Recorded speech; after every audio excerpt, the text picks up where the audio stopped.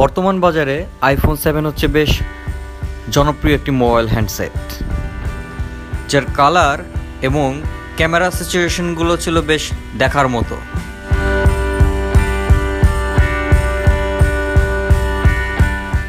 এর battery capacity 19,060 মেগাঅ্যাম্পিয়ার, processor করা হয়েছে কোড কোর এবং র্যাম করা হয়েছে 2GB। 12 মেগাপিক্সেল হলেও এর ছবিগুলো ছিল বেশ দেখার মতো।